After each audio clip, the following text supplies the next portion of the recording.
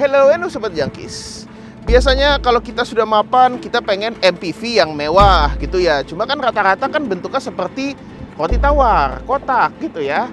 Bosan seperti itu. Kita pengen yang gagah dan bisa kalau kita kendarai sendiri itu berasa keren, mewah, gagah juga. Inilah dia yang bisa memenuhi hal tersebut. Kia Carnival, satu-satunya di kelasnya full size MPV di Indonesia gitu. Dan kali ini dia sudah facelift, lebih tepatnya tahun lalu di 2024 di akhir bulan Mei. Tapi sekarang dia juga sudah ada yang hybridnya. Inilah dia Kia Carnival Hybrid yang berbeda sekali dibandingkan dengan yang dieselnya. Penasaran isi kandungan dan perbedaan daripada si Kia Carnival Hybrid ini? Tanpa perlu berlama-lama, inilah Kia Carnival Hybrid. Start your engine.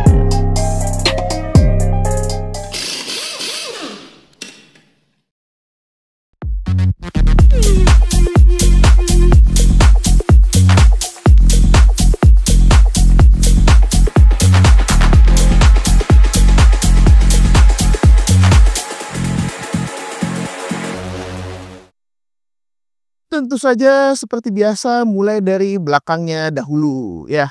Jadi apa yang kelihatan dari sini ya? Yang paling kelihatan itu sebenarnya adalah kamera ya di sini. Tapi ini bukan kamera parkirnya, kita akan bahas dulu mulai dari atas sampai ke bawah. Ya, untuk antena shark fin, spoilernya yang besar sekali yang melindungi si wipernya yang terselindung di dalam sini. Juga kaca belakang dengan defogger, ada semacam satin silver finish di sini, finishingnya bagus sekali, dan juga lampu LED yang cukup memanjang, meskipun lampunya sampai sini ya, tapi covernya aja itu memanjang gitu loh. Lampunya sih cuma sampai sini, sampai sini.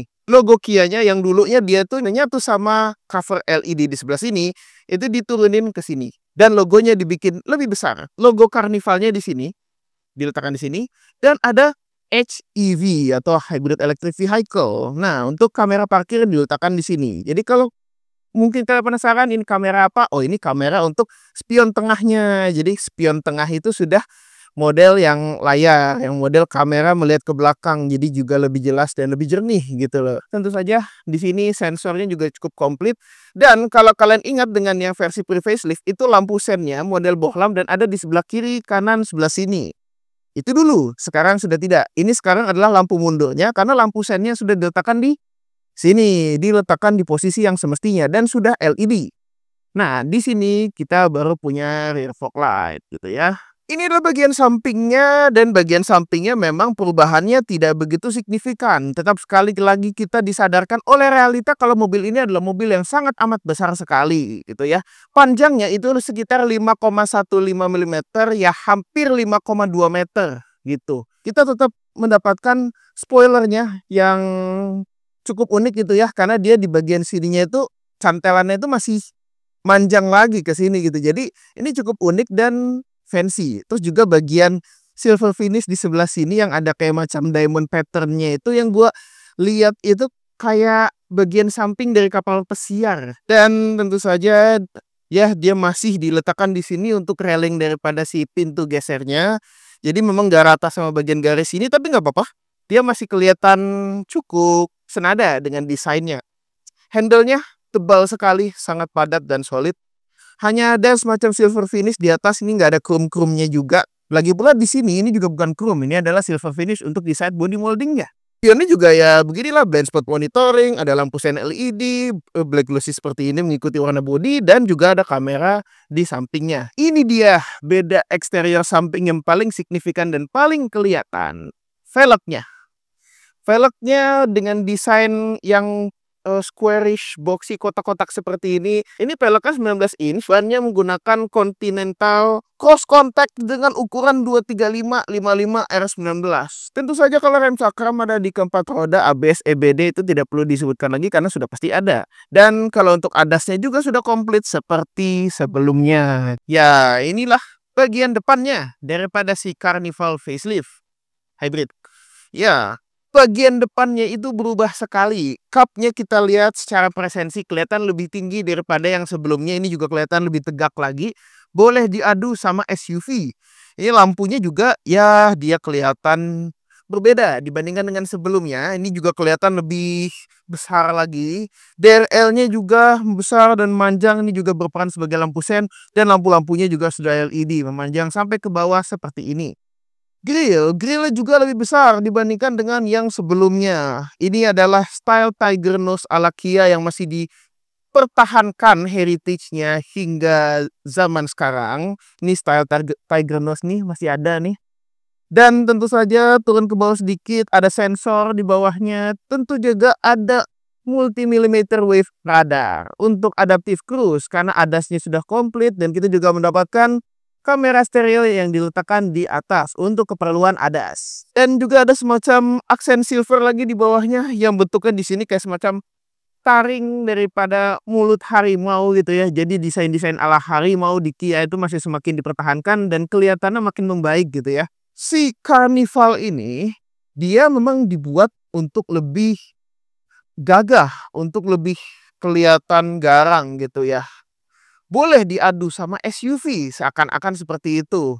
Apalagi kalau kita pikirkan untuk negara setir kanan kan tidak ada yang namanya Kia Telluride karena tidak ada setir kirinya. Jadi cuma ada mobil ini versi setir kanan gitu ya. Dia punya setir kanannya juga. Jadi kadang-kadang beberapa negara-negara tertentu itu membandingkan Kia Carnival ini dengan SUV Palisade. Ya, Hyundai Palisade gitu ya. Seperti beberapa tahun lalu juga ada di sini yang membandingkan si Kia Carnival ini dengan Hyundai Palisade. Itu juga sebenarnya perbandingan yang masih hampir masuk karena basis mesinnya mirip-mirip, kecuali memang untuk yang Palisade terbaru sudah beda karena dia menggunakan mesin hybrid yang lebih besar. Mesin ini dia menggunakan yang 1,6 turbo hybrid. Nah sekarang untuk mesinnya nanti akan gue jelaskan secara langsung. Ini perbedaannya yang terletak di dalam sini. Kita buka dulu kapnya BTW ya. Nah, membuka kap mesinnya gampang untuk jangkis karena sudah ada hidrolik. Ya ini mobil besar, kap mesin besar biasanya berat. Karena ada hidrolik ini mempermudah hidup kita. Untuk melihat mesin 1600 cc turbo yang berkekuatan 242 horsepower dan torsi 367 Nm. Itu sudah gabungan dengan motor listriknya yang menggunakan baterai berkapasitas 1,49 kWh. Ya. Jadi mobil ini misalnya lagi stationary dia juga akan mengecas baterai yang berkekuatan 1,49 kWh itu. Nah, memang mesin ini tenaganya bertambah dibandingkan dengan sebelumnya yang 199 horsepower yang diesel tuh ya. Tapi torsinya berkurang karena yang diesel itu torsinya sampai sekitar 440-an Nm. Sedangkan sekarang 367 Nm saja. Kita lihat dengan gabungan antara mesin bensin dan mesin listrik menciptakan karakteristik yang berbeda. Nah sekarang kita akan langsung masuk ke interiornya untuk lihat bedanya apa aja sih. Oke, kita berada di interior daripada Kia Carnival Hybrid dan langsung kelihatan sekali perbedaannya. Untuk yang facelift ini tentu saja adalah dashboard. Ya, jadi memang dashboardnya itu dia lebih simple dibandingkan dengan yang sebelumnya. Dan kuncinya seperti ini. Ya. Kuncinya seperti ini. Ya mungkin kelihatannya sama seperti yang pre-facelift, tapi tidak. Ini beda. Kunci ini lebih ringan daripada yang pre-facelift. Materialnya juga lebih halus daripada yang pre-facelift. Jadinya akan lebih enak lah untuk kita masukin ke kantong dan lain-lain karena nggak akan berat-beratin gitu ya. Mobil ini pajaknya untuk Jakarta ya, itu sekitar 14.500.000 per tahun. Dan tutup pintunya. Oh dia maju sendiri karena dia sudah ada memory seat di sebelah kanan.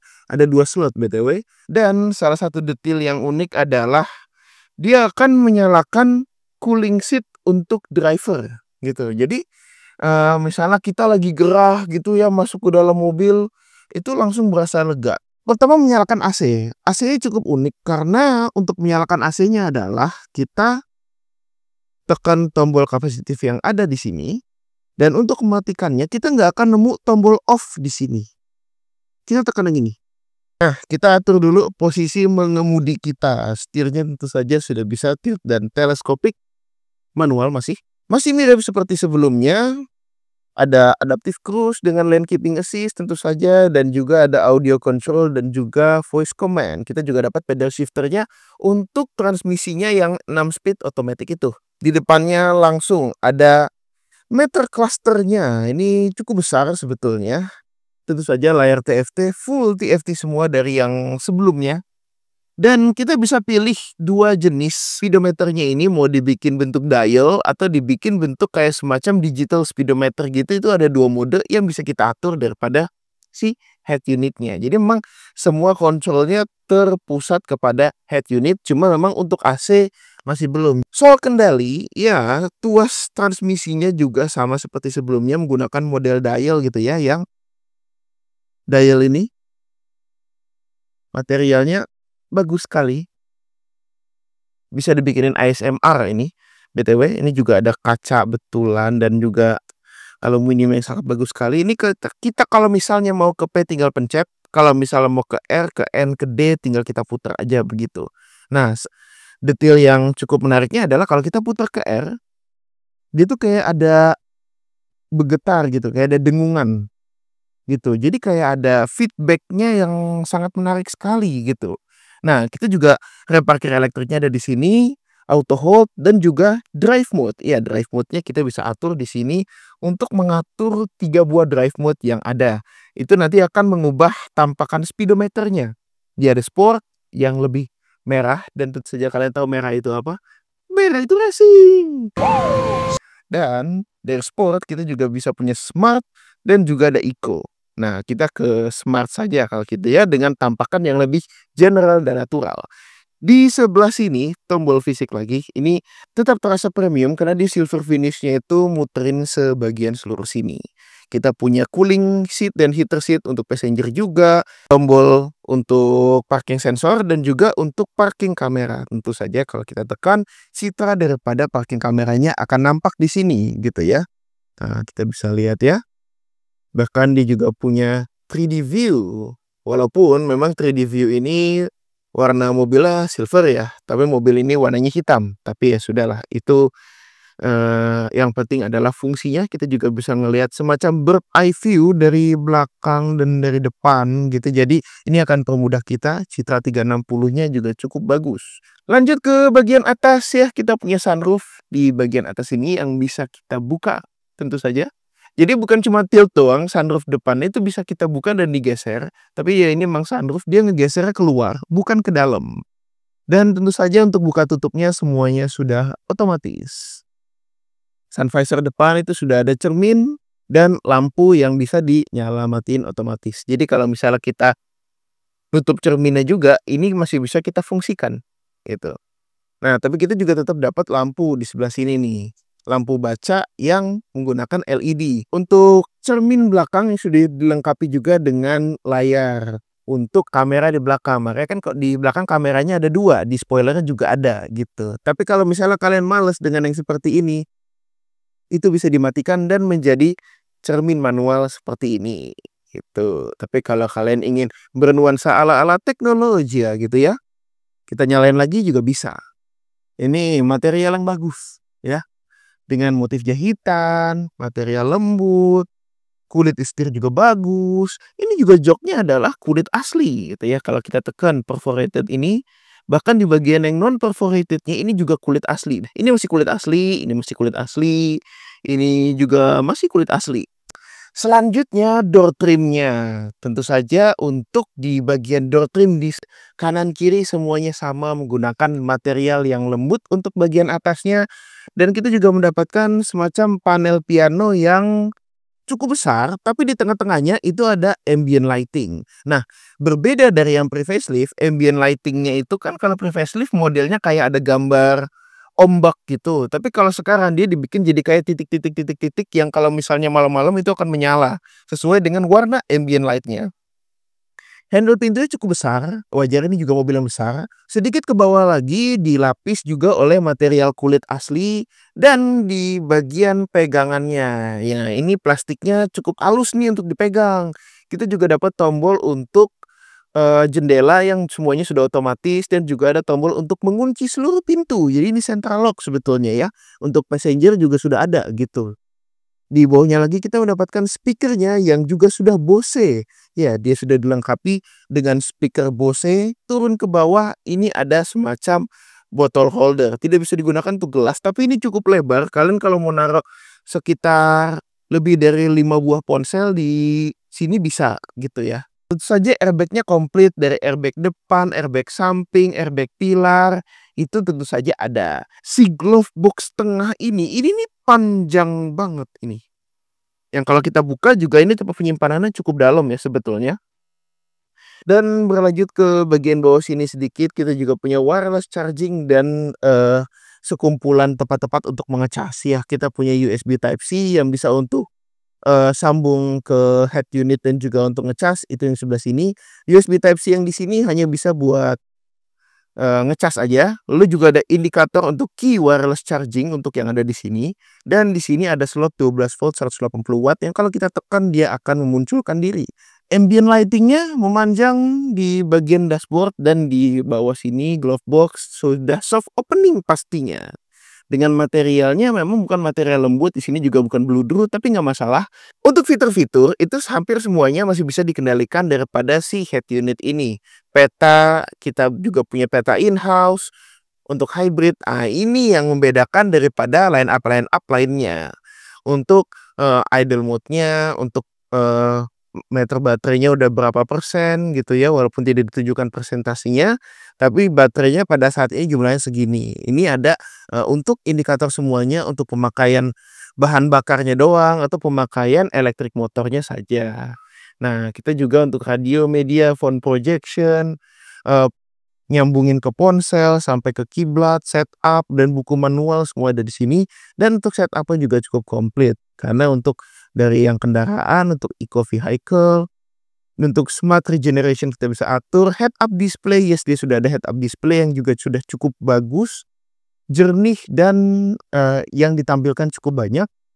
Kita juga ada meter cluster kayak yang gue bilang tadi bisa kita ganti-ganti. Kita juga bisa nyalain welcome sound ataupun kita matiin. Karena kan dia ada stylenya jingle daripada Kia yang biasanya terdengar kalau misalnya kita masuk ke mobilnya. Cluster theme, illumination kita bisa atur.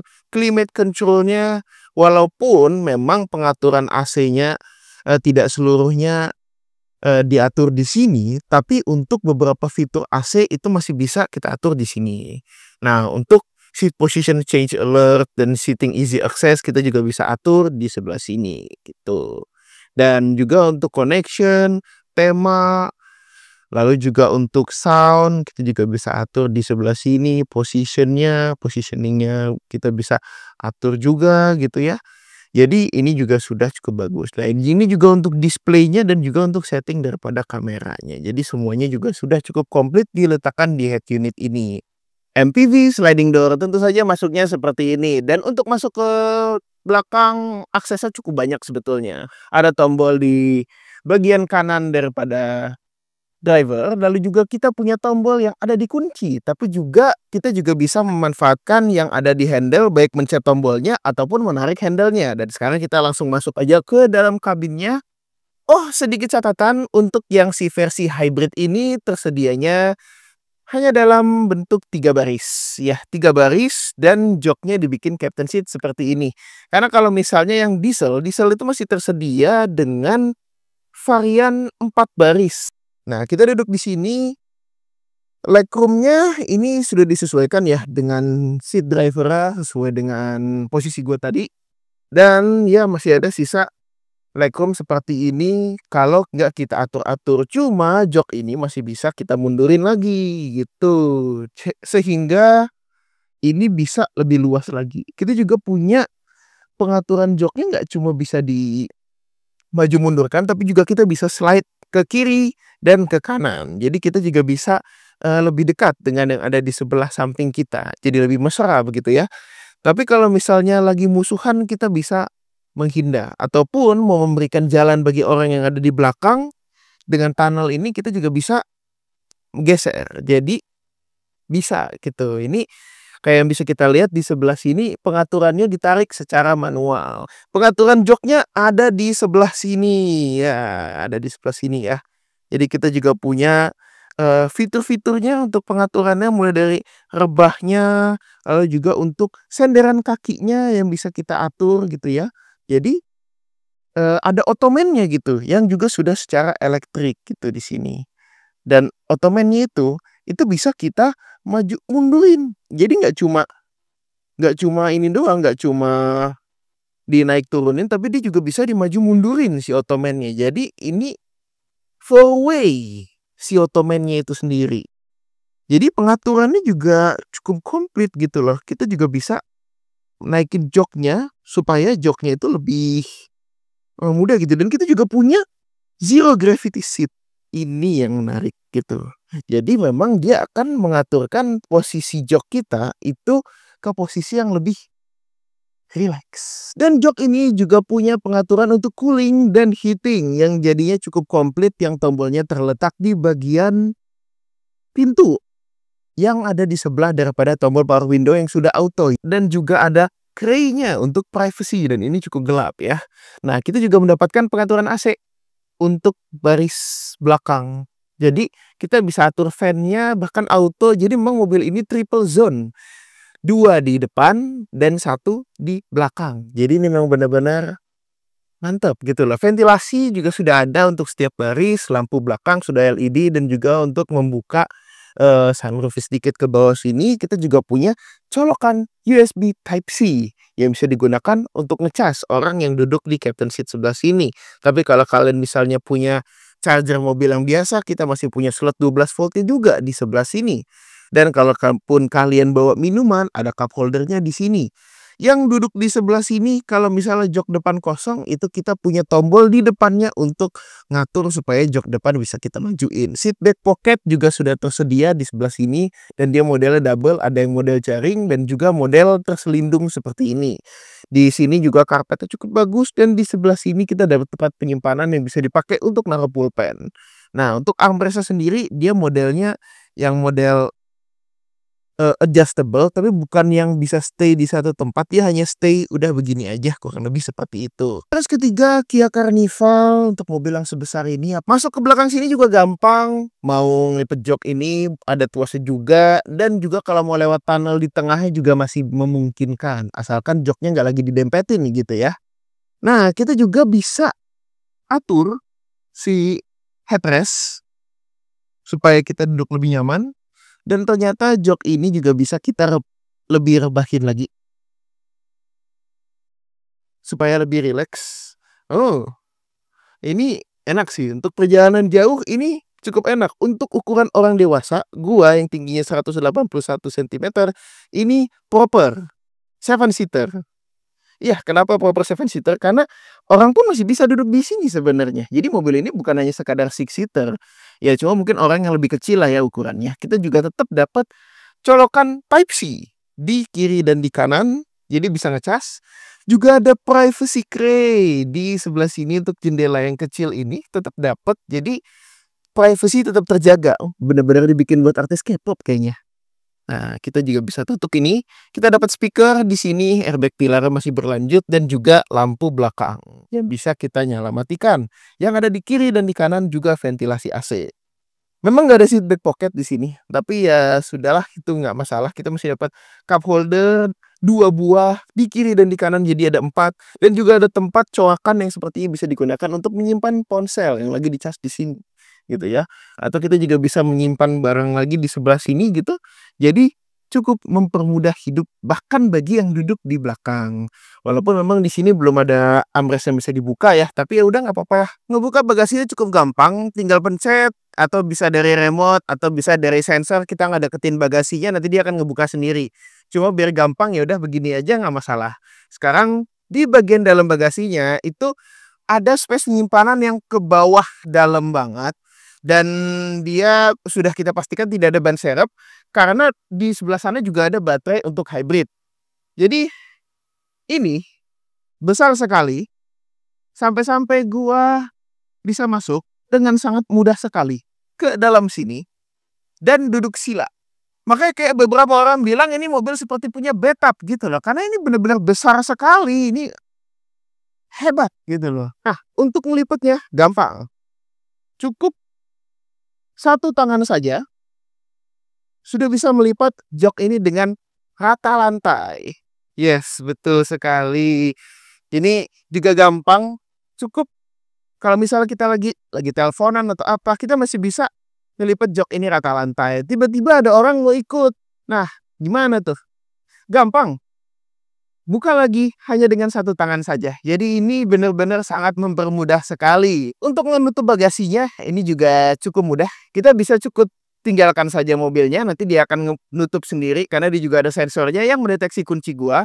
Tapi ditekan juga masih bisa.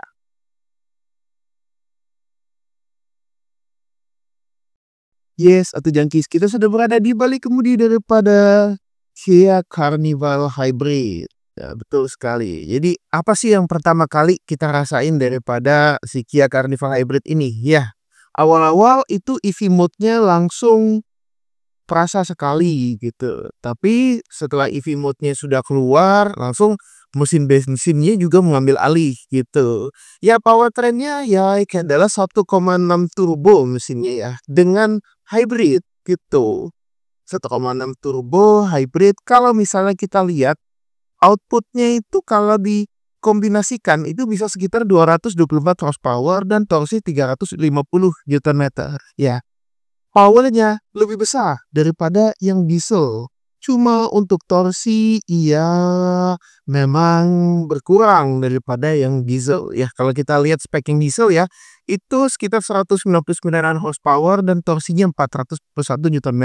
Nah, tapi benefitnya adalah nyari bensin bagus lebih gampang daripada nyari solar bagus. Apalagi kalau kita pergi ke daerah-daerah. Jadi mobil ini akan sangat mempermudah hidup buat jalan jauh. Apalagi konsumsi BBM-nya irit banget. Ya, gue udah jalan sekitar ratusan kilometer dengan menggunakan mobil ini. Bisa dapat 1:16-an untuk kombinasinya. Sekitar 16,5 atau 16,6 km per liter. Kalau dalam kota bisa 13,9 km per liter. Luar kota di tol doang itu bisa sampai 120-an. Untuk ukuran sebuah mobil MPV besar, ini handlingnya enak banget. Dia memang bukan yang paling empuk, bahkan Palisade terbaru itu jauh lebih empuk dibanding mobil ini. Tapi si Carnival ini sangat balance sekali antara untuk driver dan juga untuk passenger.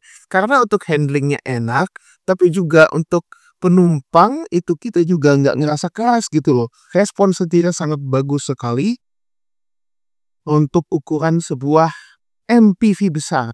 Dan iya, gue bisa bilang ekuivalennya kesamaannya mobil ini serasa seperti membawa sebuah SUV sebetulnya, tapi bukan yang body rollnya tinggi karena dia juga bukan SUV yang punya ground clearance tinggi, apalagi mobil ini besar dan bodinya cukup napak gitu jadinya ya.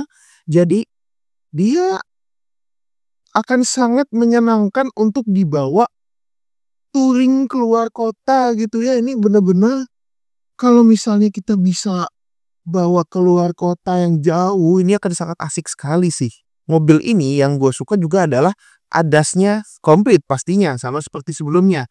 Dia punya adaptive cruise control dan lane keep assist yang bisa membantu kita untuk lebih santai nyetir kalau misalnya kita lagi di perjalanan jauh gitu ya. Dan lane keep assist-nya juga cukup akurat untuk beloknya, jadi ini sangat menyenangkan sekali. Intinya, Carnival ini mobil yang sangat cocok sekali untuk touring luar kota, perjalanan luar kota, atau perjalanan liburan, ataupun kalau untuk dalam kota masih enak. Cuma kalau untuk nyelap-nyelip apalagi masuk ke gang sempit,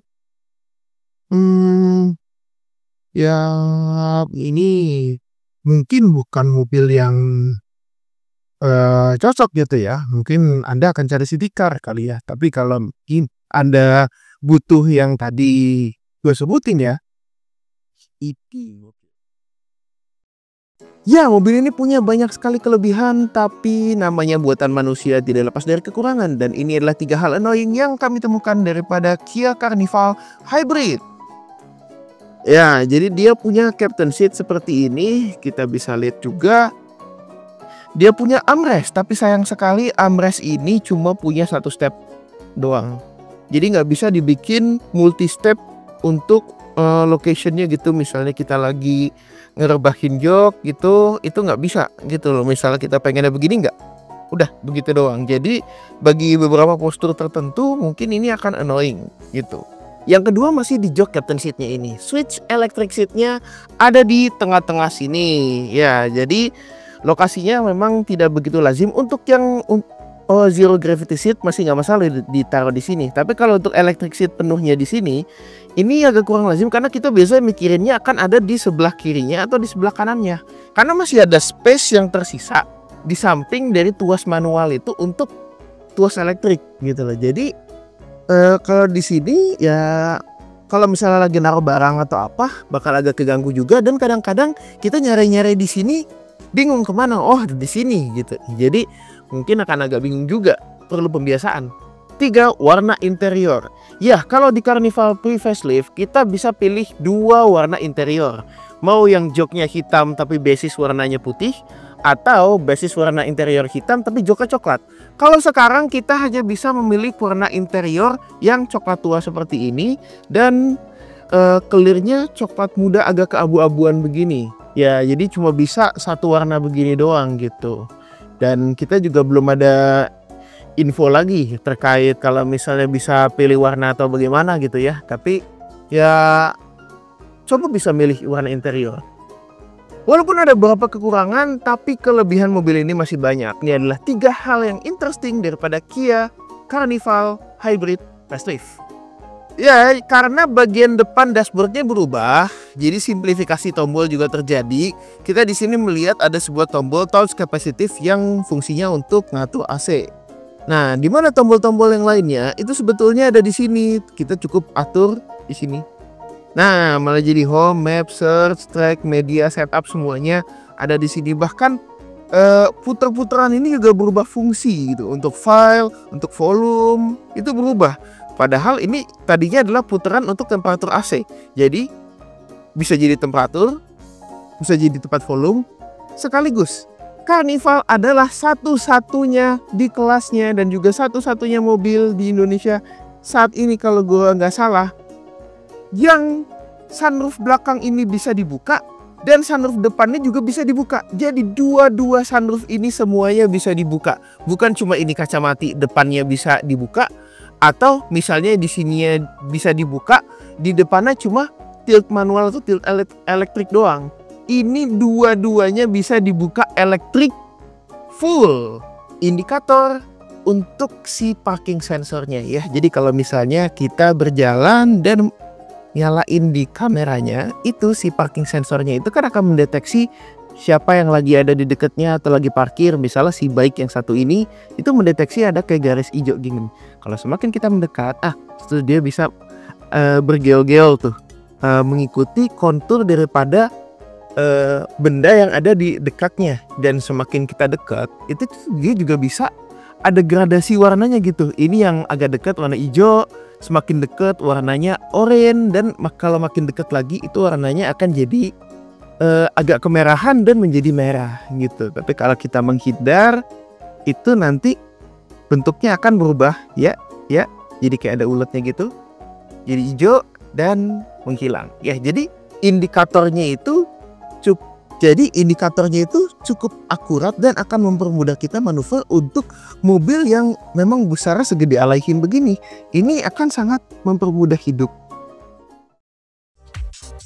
Oke, setelah kita coba langsung, akhirnya ya rasanya seperti itu. Bener-bener ini mobil yang sangat menyenangkan untuk dikendarai sendiri, Auto Junkies. Yes, betul sekali. Tapi kalau jadi penumpang juga masih sangat menyenangkan gitu. Jadi memang dia bisa memenuhi semuanya yang dibutuhkan oleh kebutuhan keluarga bagi kalian yang sudah mapan dan ingin bisa melakukan semuanya dalam satu mobil tanpa perlu kendala BBM. Ya, ini dia mobilnya. Kurang lebih seperti itu. Jadi gimana menurut Auto Junkies soal si Kia Carnival Hybrid ini? Ya, walaupun dengan harga yang memang lebih tinggi daripada si yang varian diesel, tapi dia memberikan pengalaman yang berbeda gitulah. Dan sekali lagi, satu-satunya pilihan full size MPV ala-ala pasar Amerika di Indonesia itu cuma dia. Jadi memang hanya ada Carnival saja karena ya kurang lebih seperti itu. Oke, kira-kira begitulah tuh Jangkis, dan kalau kalian ada yang ingin dikomentari ya tentu saja bisa ditulis di kolom komentar di bawah. Sebelumnya kita mau berterima kasih dulu kepada PT Kereta Indo Arta atau Kia Indonesia yang sudah meminjamkan kami si Kia Carnival Hybrid ini, yang tentu saja media sosial mereka ada di sebelah sini. Kalau kalian mau main-main ke media sosial mereka, tapi tentu saja jangan lupa main-main ke media sosial kami untuk tahu semua informasi soal otomotif baik yang di dalam negeri maupun yang ada di luar negeri, yang saja ada di sini di laknats_aj. Dan jangan lupa kita sekarang sudah punya website di laknats.co.id, jadi main-main juga ke website kami ya. Dan tentu saja karena kalian sudah menonton video ini, like dan subscribe dong ke channel Laknats Auto Junkie gitu. Dan sebelumnya tentu saja terima kasih sudah menonton. Ride safe and Godspeed of the round.